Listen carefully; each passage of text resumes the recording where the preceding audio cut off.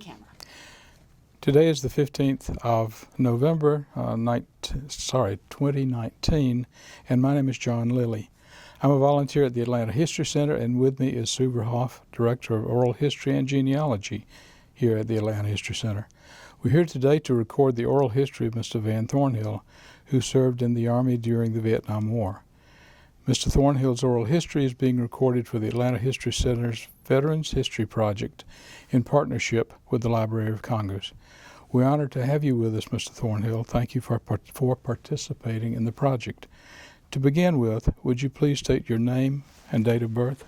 Van R. Thornhill, 1949. Thank you. So, Van, where were you born? I was born in Beaufort, Georgia. Okay. And who were your parents, and what are or were their occupations?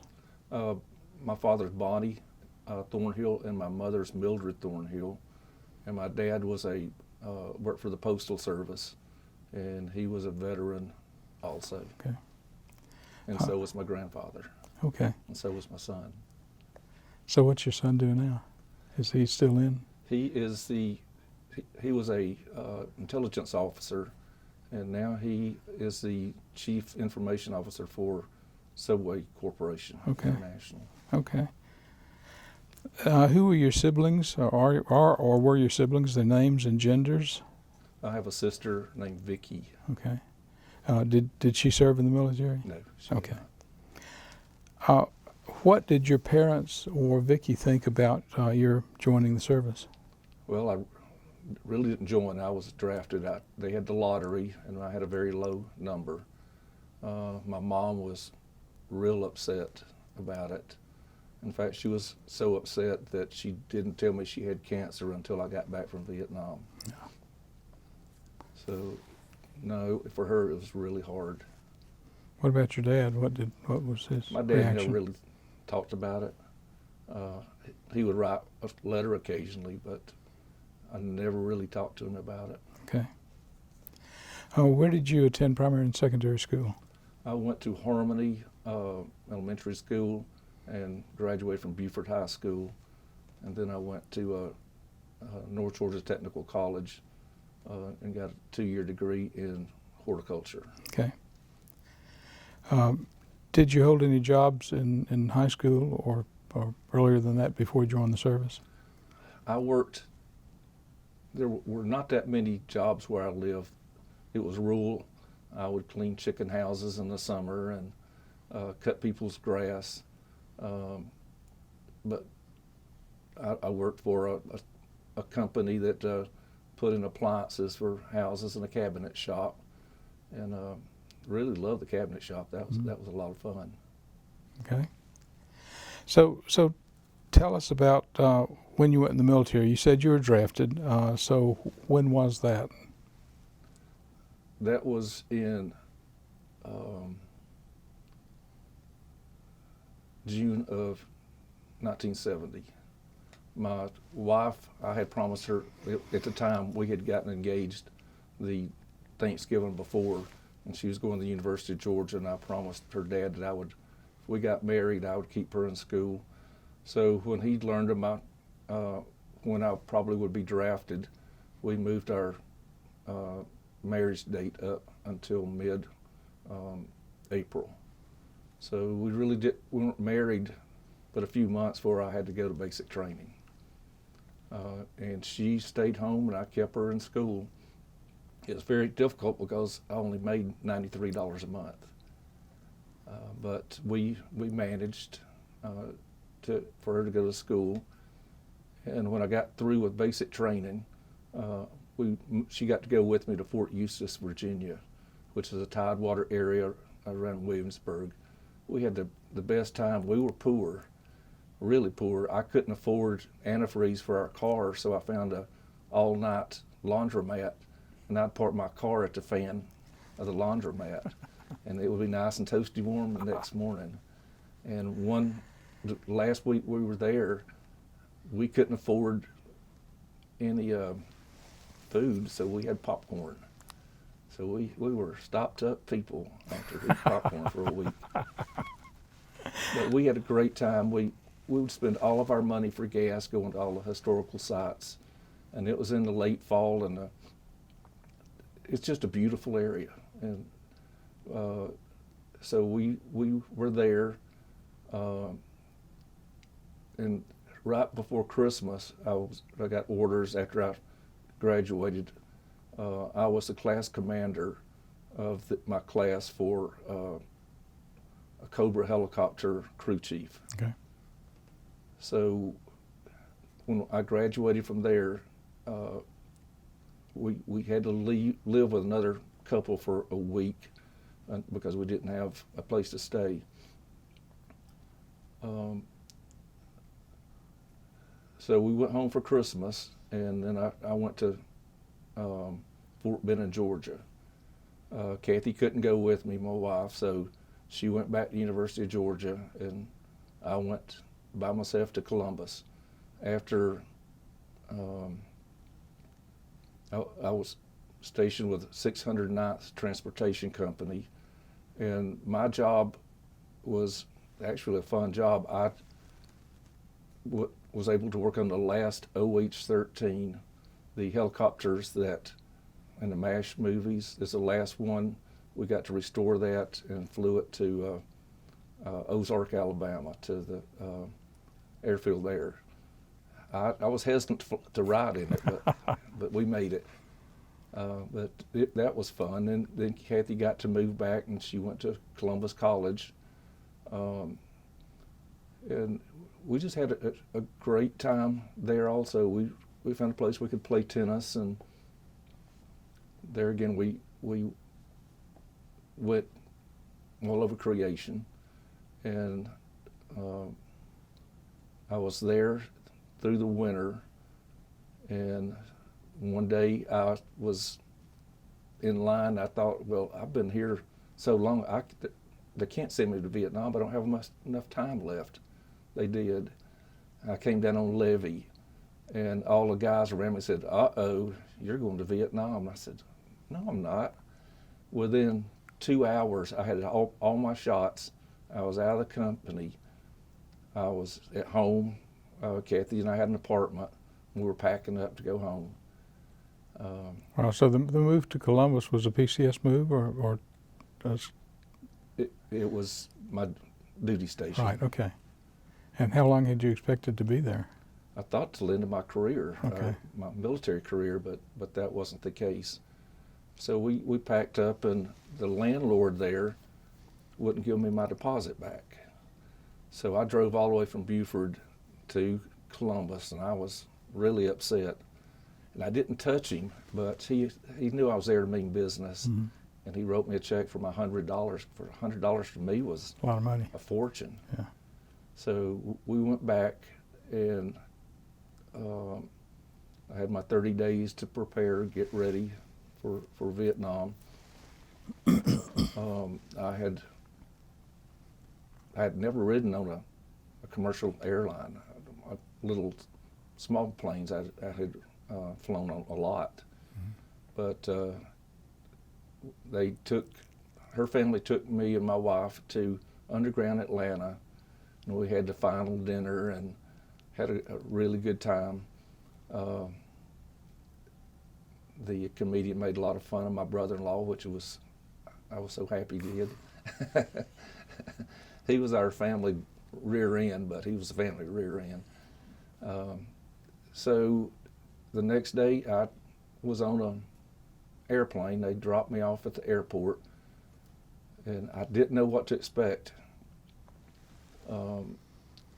Actually, I was really afraid. I didn't know where I was going really. And we stopped at in Chicago, and I didn't know whether to get off the plane or not. So I sat on the plane until we took off again, and went to Washington. And being from a small town, I had never ridden a taxi, so I didn't know how you did that.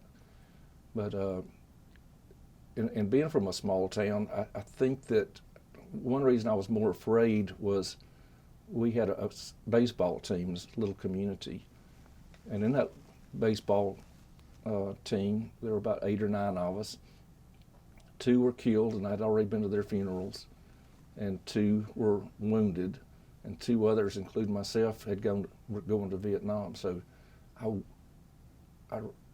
didn't know what to think when I got there. So we got to the post in Washington and stayed there for a couple of days, and then we went through Alaska we stopped in the Philippines, and there was a typhoon, and it was raining like crazy, and we had to get off of the airplane and go into a building, and the water was up to our knees. So our feet were soaked. Wow. And our pants, and it was freezing in there. So we stayed there for about 3 or 4 hours while they serviced the plane, and the rain stopped a little bit. It was interesting. I got to fly over Mount Fuji and saw the steam coming up from the volcano, things that I had never even thought that I'd ever get to see. Was it a contract carrier? It was or contracted. Okay. It was Flying Tiger Airline. Yeah. And they had some of the ugliest stewardess you ever saw. And I that's for a reason, I know. But when I got to Vietnam, there were a lot of people who'd been there on the plane who were lifers. It was their second or third tour. Us, what they call newbies. As soon as we got off the plane, a Jeep pulled up with a machine gun in the back and started shooting over our heads and told us to get on the ground. And all the old timers were laughing at us. I had no idea. I was laying in the dirt, hoping I wouldn't get shot. So they took us to barracks, and it was a culture I didn't know existed. We went to lunch, and they had hot dogs, and there was a papasan there, and he was eating everything that wasn't thrown in the trash. Wow. He'd take hot dogs and stuff them in his mouth, and I thought, I'd never seen things like that. And the barracks they sent us to was just rolled up mattresses, no pillow, no blanket. And he thought, well, there's probably 5,000 people slept on this mattress I'm sleeping on. The urinals was a pipe in the ground, and there was no cubicle around it. It's just out in the middle of a wide open area. So I wasn't used to that. And that night they had an explosion in the where they stored the fuel, and you could feel the heat from it from where we were. So I thought that was the way everything was going to be the whole time I was there.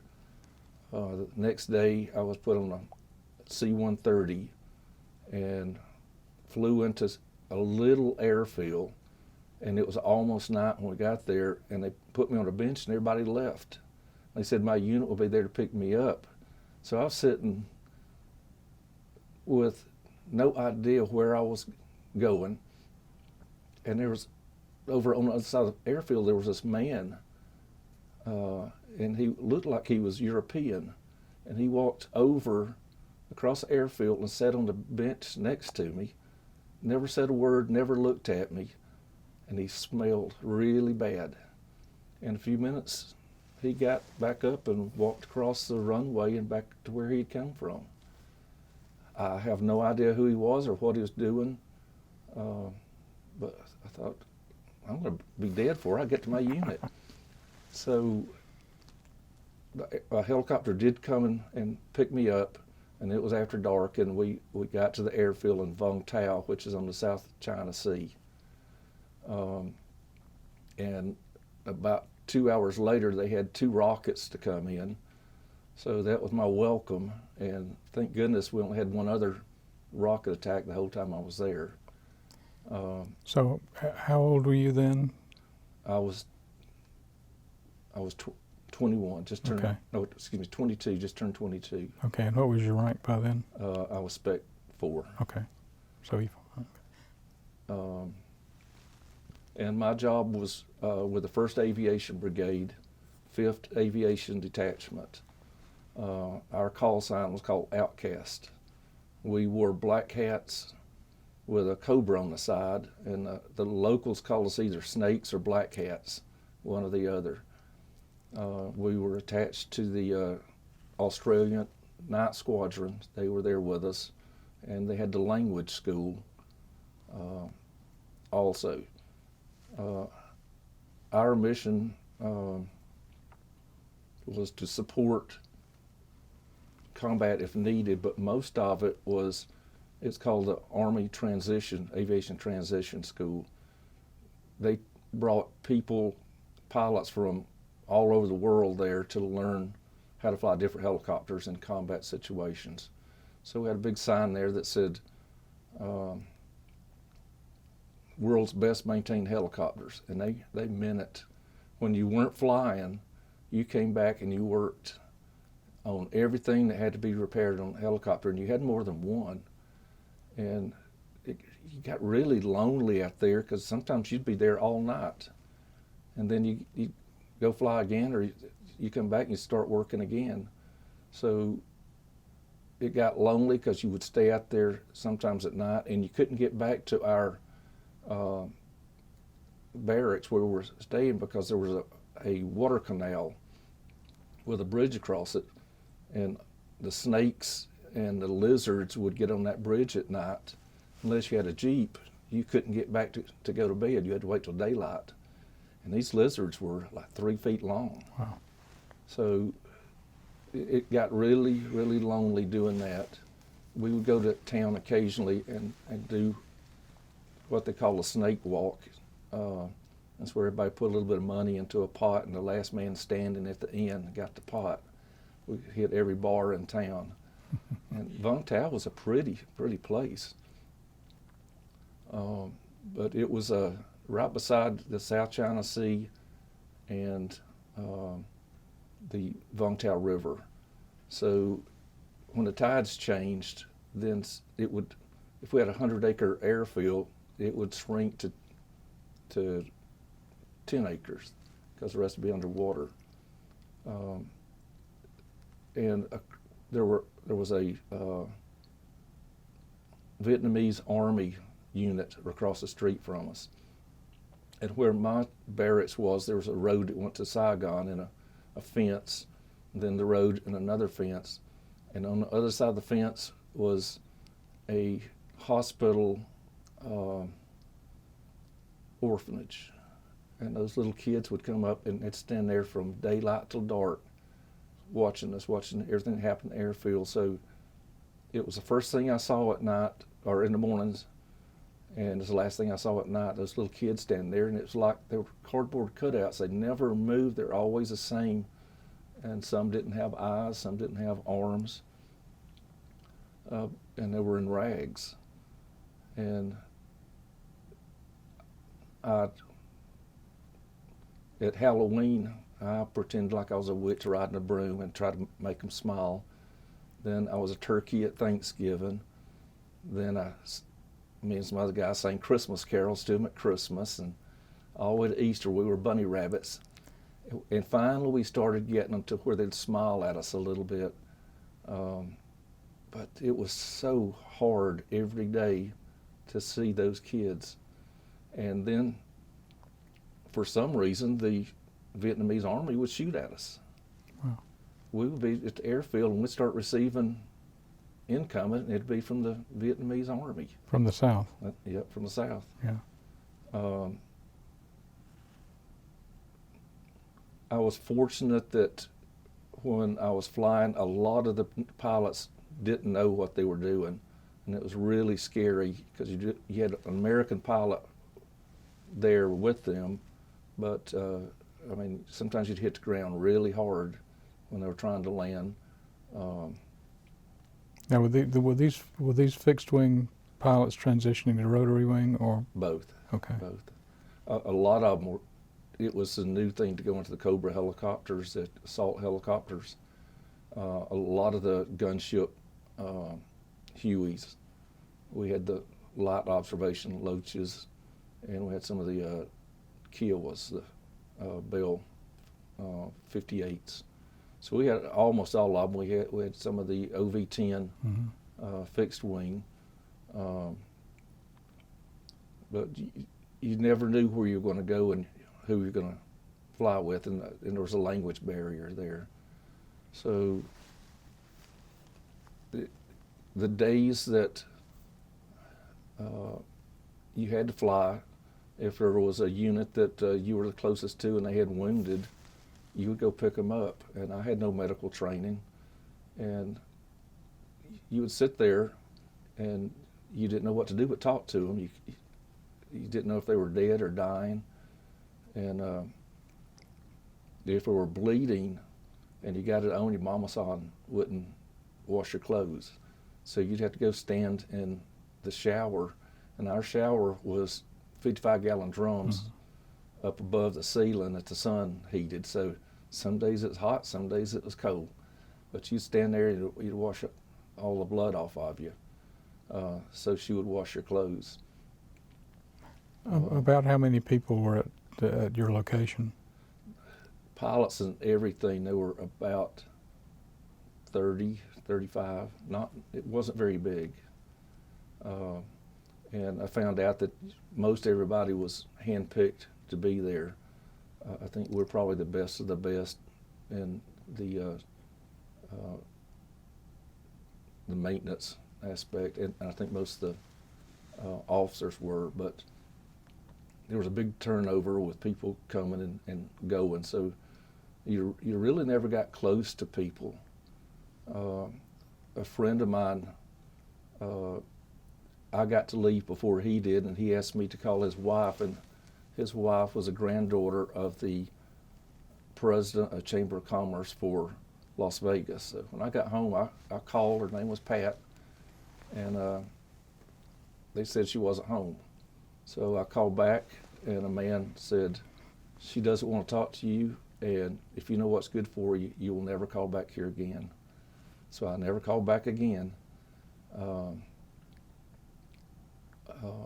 another guy I was good friends with, not good friends, but friends. Seemed like every time I had guard duty, he was there.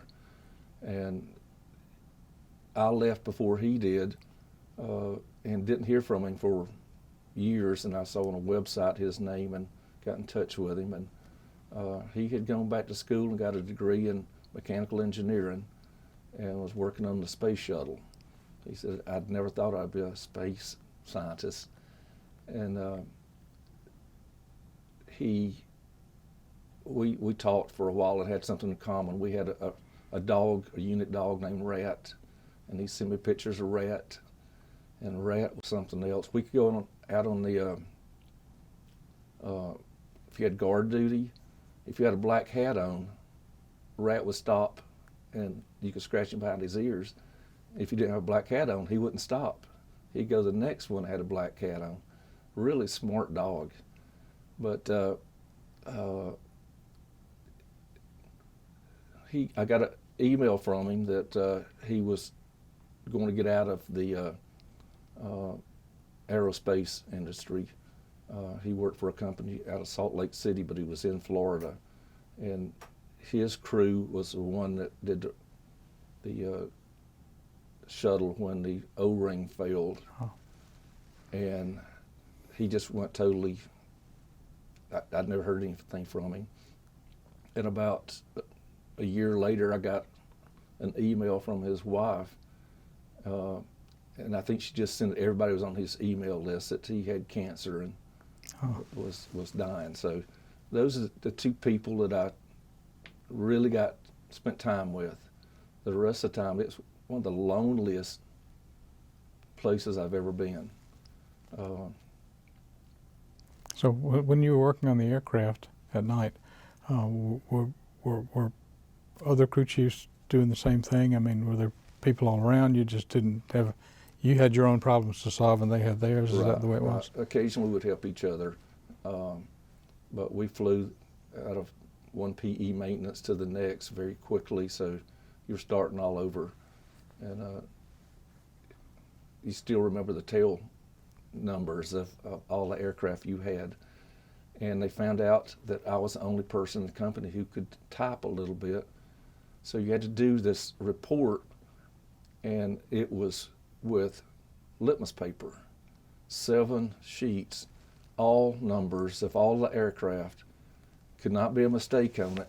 So they would lock me in a room with a typewriter and reams of paper, and I would type for days till I could get one. End of the month, I'd have to go back there and do it again. They'd bring me food. But Felt like radar, didn't you? they'd love me because I could type a little bit. But it was it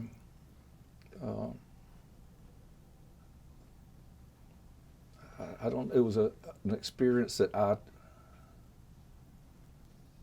really wasn't ready for, because when I was only 20 years old when I was drafted, and just turned 22 when I went to Vietnam, and you would some of the guys would use recreational drugs, and I never did because I wanted to get home. I thought that, you know, I'd have Jack Daniels or a beer or something like that, but I always felt like I had to be prepared all the time. And where we lived was it didn't have walls, it had screen wire. So when it would rain, you had to get in the middle of your little room, and it rained one time to where we had put our beds on concrete blocks, and then there were snakes and things came in trying to find high ground. And our hangar had an upper level, so we would go up there and stay in the upper level till the water went back down. But all those little kids, that hurt my heart more than anything. And I kept thinking, and probably I was in their eyes guilty, even though I wasn't. And the day that I came home, I didn't know I was getting ready to come home. They came and told me in the afternoon and said, all the guys talking about being short, and the first sergeant said, no, Thornhill's short. He's going to be leaving in the morning. So I had to get up early, and they got me out that night, and I thought, those little kids will never see me again, and I'm letting them down again. It really hurt to think about that. And it was the same ones for that whole almost a year that I had looked at and thought about. Well, you had a lot of time to think about them, didn't you? A lot of time. But I'm glad that I went, but it still bothers me. They have PTSD now, and I would drive from Flowery Branch to Atlantic Station, and one day I had a panic attack on the side of 85, and for 3 years I would get off at North George Hills Road and hit the connector. I could not go by that place in the road. I had another one in church. I couldn't go back to church. But it was, you see all these people, and we were an area where they would bring the body bags to ship, and you'd see people unloading those while you were out there working. And sometimes the helicopters we were on had body bags, and they had liquid on the inside, and you could hear it moving around. But when I left there, they gave me a plaque that said I was an outcast. I knew I was an outcast. And I still have my hat, and it has a cobra on one side, Georgia on the back, my rank on the front, and all these pins stuck all over it, from Asian War representative to Snoopy on the doghouse. And I still have that on the wall beside my desk at home. When I got home or left Vietnam, you remember crazy things, like the restroom there was latrine, had a sign over it said the house of the rising moon. Why I remember that, I don't know, but that's one of the things that stuck in my mind. And there again, we finally got on the plane, and they didn't tell me that I only had a month and a half left in the Army, so they were sending me to Fort Dix, New Jersey, the whole plane load, because there's so many people coming back.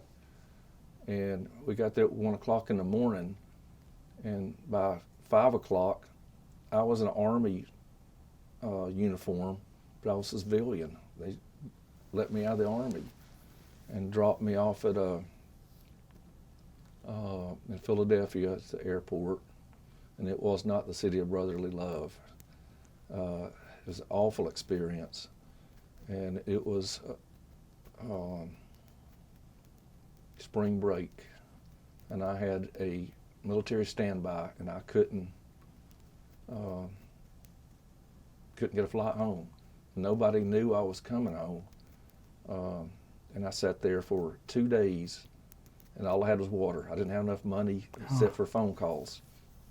They didn't have a USO, and it was cold. It was in April, I believe.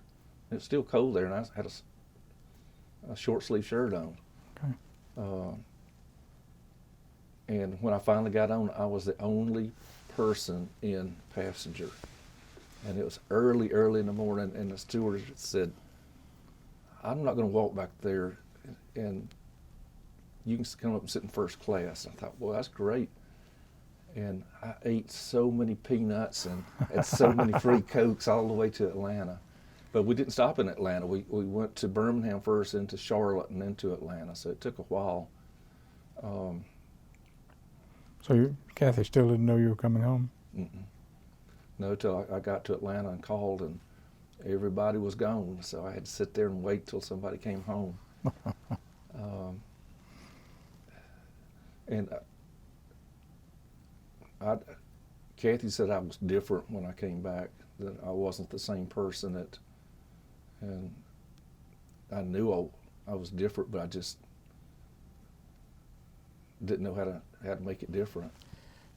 You mentioned PTSD. Have you been able to get any help for that? I have recently, until 2 years ago. Thank goodness that the VA is getting better. I could not get any VA care. I couldn't even get a card because they said that I was too successful. I made too much money. So I had problems, and I couldn't get any help. And then I found a guy in Duluth, Georgia, who helped people get their disabilities or even a card. And finally, I got a card from the VA and got evaluated for hearing loss and PTSD. But I went for all those years, and I couldn't get any help at all. But now they're really working hard, I think, to try and to improve the service. When I got back, they sent me to the VA because I couldn't hear. And the doctor was a real old guy, and I sat there. And back then at the VA, they had lines on the floor. Yellow was urinalysis, red was blood work. And the first one was blood work. So there was a hole in the wall, and you stuck your arm in there. Wow. And they take your blood. Then the next one was urinalysis. I said, I'm not sticking anything in that hole. So I didn't. I went around the corner, and they just gave me a cup. But the military, I know when I went in, it was scary. Some of the things in the induction center, they gave you a cup, but they didn't put a name on it, didn't put paperwork, and you put it up on the counter. They had no idea whose it was. Wow. A guy'd come by and empty them. But after years, I would tell my friends about some of the things that were funny, actually. Like in basic training, a sergeant asked if anybody had VD to let them know and take care of it now. And the guy said, raised his hand and said, Sergeant, what's VD? And everybody started laughing. He said, boy, where are you from? He said, the Virgin Islands. And funny things like that. And I got put frying fish one time, square patties. And I'd get them out of the freezer, skip it on the floor twice, and the guy catch it in the basket. We just die laughing, because whoever got fish, we get a one skip or a two skip out of it. But there were a lot of good things, a lot of bad things. When you go downtown Vung Tau and you'd see the skint dogs hanging up that people were eating, and people lined up to get an acupuncture on the street.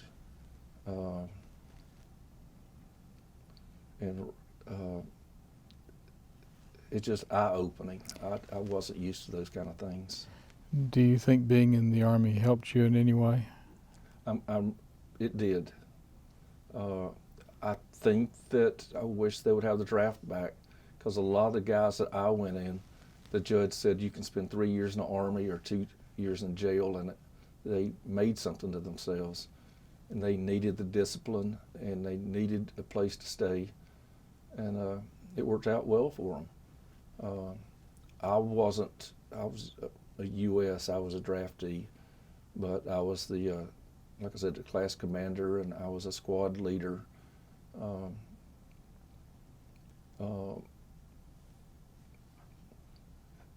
Which made a difference. It gave me a little more leadership. Then I went back to school afterwards to Mercer University. What did you study at Mercer? I stayed there 3 years, and I was the horticulturist for a large development company, and I would go all over doing all of their horticultural work, and then I ended up being an operations director for large shopping malls. So I was at North Lake Mall, Lenox Square, Phipps Plaza, Okay. Mall of Georgia, and ended up at Atlantic Station as the operations director for Atlantic Station Development. Yeah, I wondered why you went to Atlantic Station every day. Yeah, and I retired from there. I worked for CBRE, a large real estate company.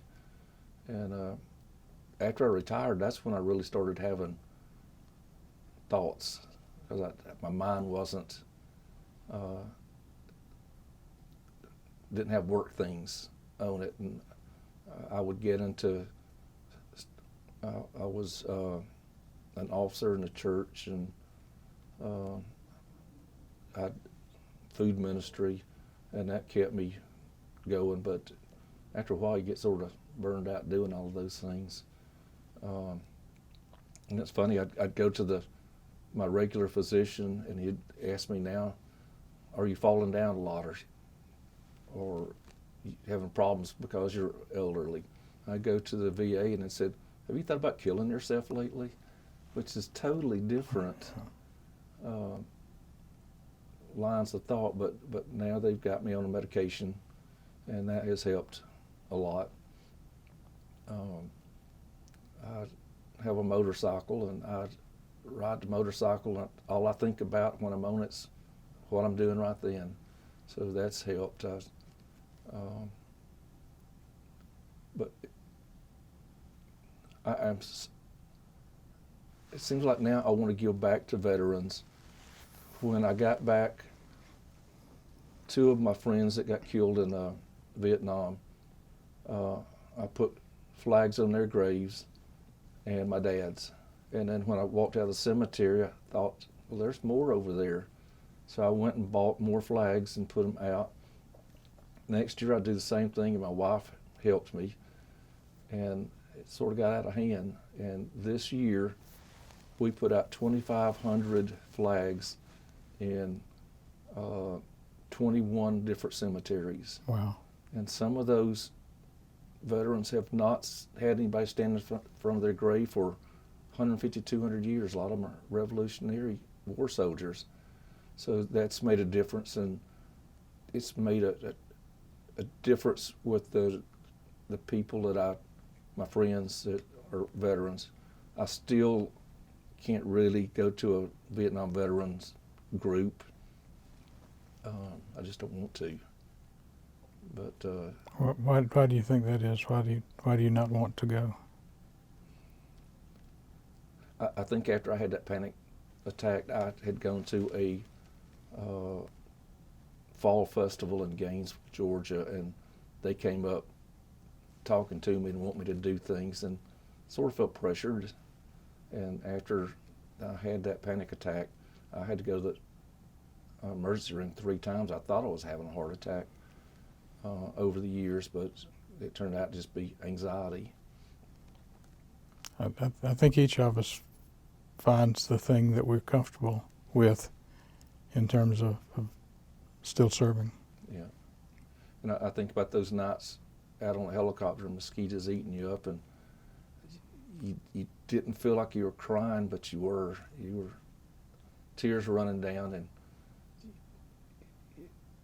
you just didn't know why you were there.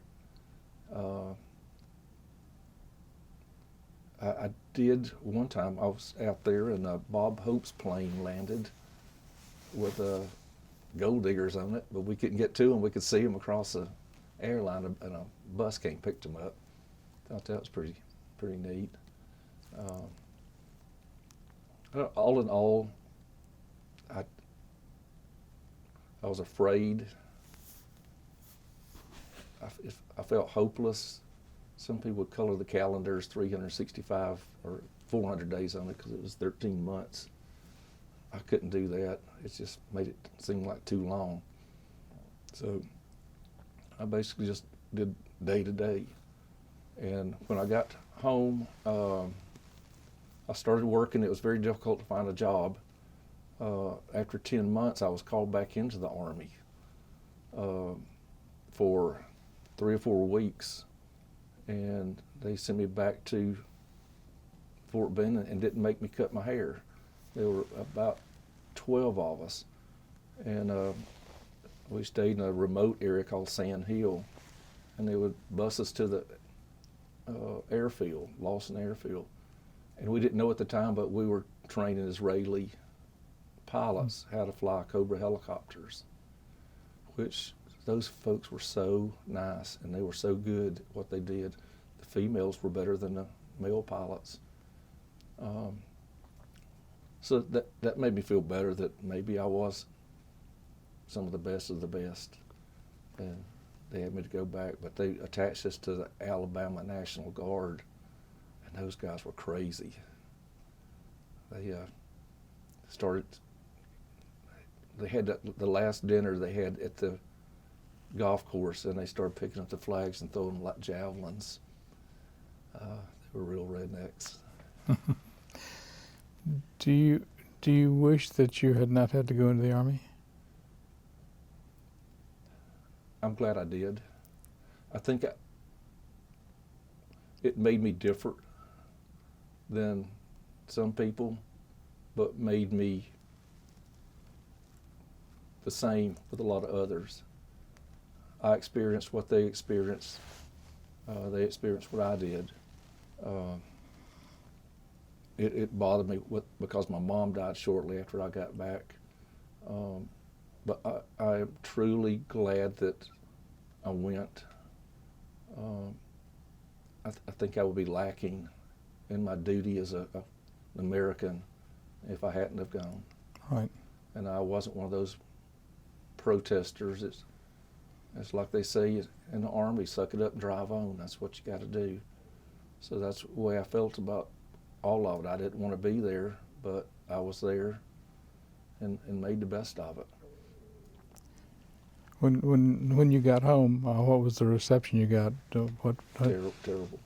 I mean, from your family, My from family. friends. One of my cousins, I went to see him, and he was playing a softball game, and he didn't even talk to me. And I made all that effort to go see him, and I'd only been home a week. and we were the same age and grown up together. But Why wouldn't he talk to you? I don't know. I don't know why. I think he was more concerned about pleasing the young ladies who were watching him play than about me being there. I really had to watch my temper when I got back. I was working with some guys, and they were young. They were college guys, and they kept wanting to know how many people I'd killed, and I kept telling them, don't do that. And the last I saw them, they were at 7-Eleven across the street, beat bloody, calling somebody to come pick them up. It bothered me so bad, and I had to not hit them anymore. Mm-hmm. But you didn't want people to bring it up to you. Right. I don't know, it sort of made you real quiet and shy around people and not want to be around people very much. I could go for days without talking to anybody. You still feel that way? Yeah. My wife makes me. I think she tells the dog to make me laugh and stuff. But yet you came down here with 3 other guys, so. Yeah. I went to the VA for PTSD treatment, and I went there for 2 weeks. And it's funny, we went in a room and nobody would sit with their back to the door. They had to rearrange all the seating. And I guess we were one of the first classes because they hadn't realized that. And after doing that, they wanted me to go back and do it the second phase. My wife told me that she'd divorce me if I went back. She said I was remembering things that I had spent 50 years trying to forget. And there's still trigger things that you have to watch, but I better understand it now. So how long have you been retired? 3 years. Okay, and when did you go to the VA? Was that after your retirement, or? It was about a month before I retired. Okay. It was the first time I could go. Other than that, every time I'd send a form in, they'd reject it. And finally found the guy who could pull strings and got me in. Yeah, it's still tough getting things through that It is. system, unfortunately. So what message would you like to leave for future generations or people who will watch this or hear it in the future? You can do things that are against your principle, you think, or your upbringing, things that are hard, but there's things that you've got to do, and you've got to make a difference. You can't take the back seat. You've got to be a leader, and you've got to take the high road and hard road.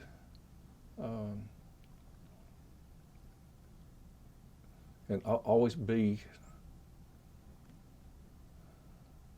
open and as much as you can to other people, and don't let them bother you. They love to bother you and say things, but you got to be better than that.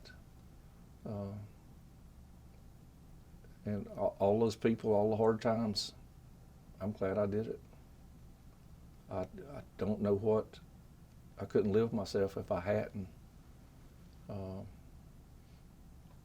It's just life. It's called duty, isn't it? It's a duty.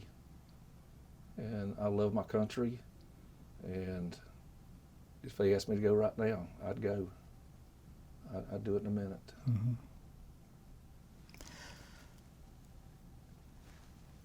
Is there anything that you'd like to add that we haven't talked about during the interview?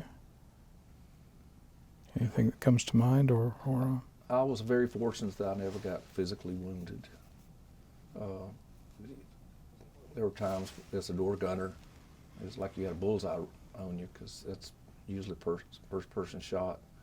But I was really, really lucky, and I know I'm lucky because they said that the life expectancy of door gunner is about 3 hours.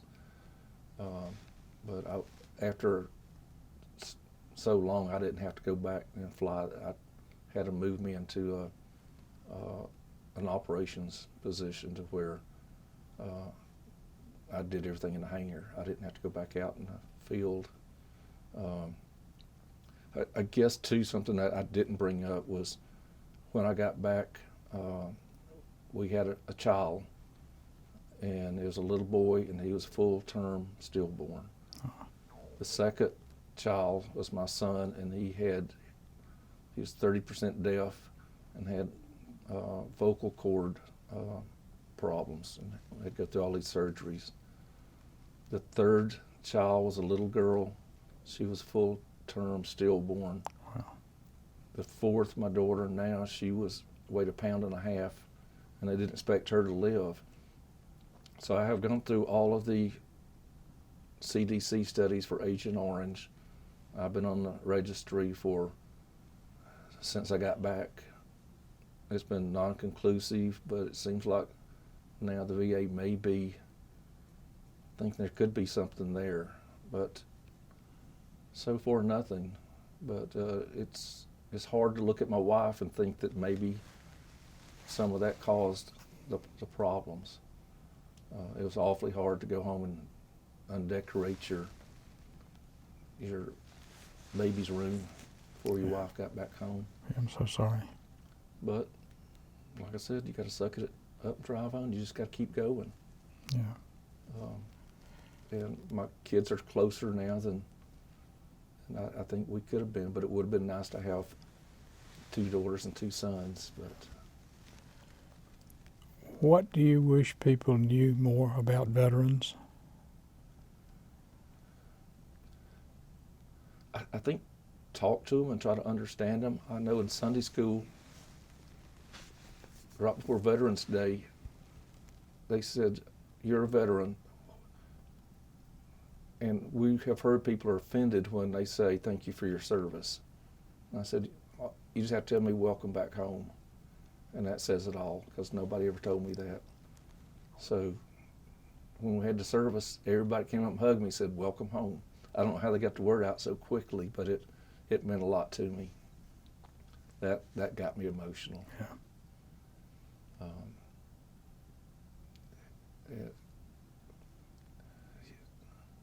I don't know, it just makes a difference if somebody appreciates what you did. You didn't want to do it, but you did it. It does.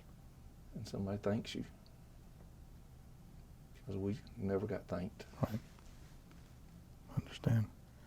Well, thank you so much, and I'll say it to you. Welcome home.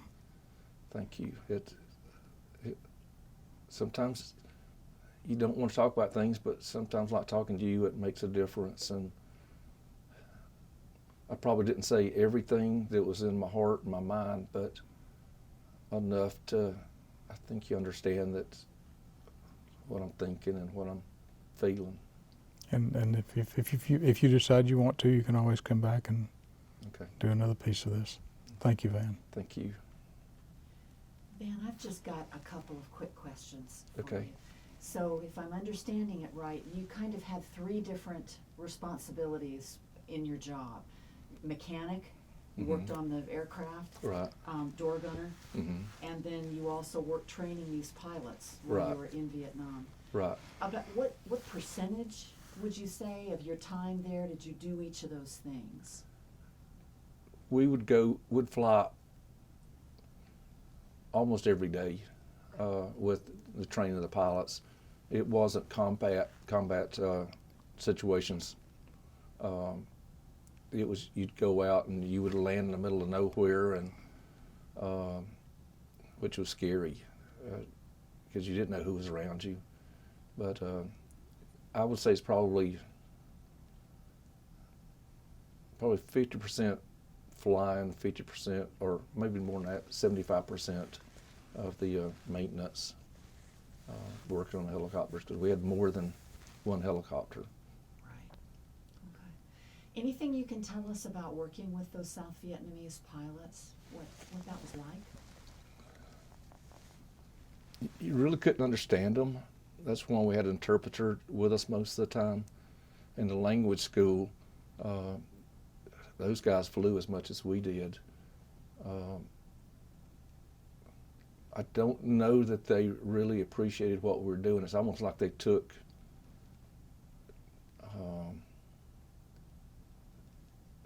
thought that we owed them something, that we need to give them training, and sometimes they wanted to do it and sometimes they didn't. But if you ever got one in combat, he would be the last person you'd want standing with you. They were not good pilots. They were not good soldiers. But I guess you have to understand their upbringing too, because those people would squat beside the road and cook whatever they could. And I remember all the smoke there, whatever wood they used for cooking. If I still have it in my mind. But no, they were not good soldiers, not good pilots.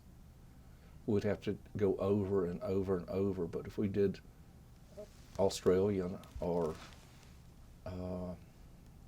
we did a lot of North Koreans, they were really good. Those people did good, did excellent. The French people that we had there, we didn't have a lot, but they were very good at what they did. So you really didn't know who you were going to get. And being an enlisted person, we were separated from the officers, so you didn't know who was who, really, until you went out and got on the helicopter. Okay, thank you. Well, thank you again. Thank you. Thank you. It's our tradition here. We always say thank you for your service and welcome home. Thank you.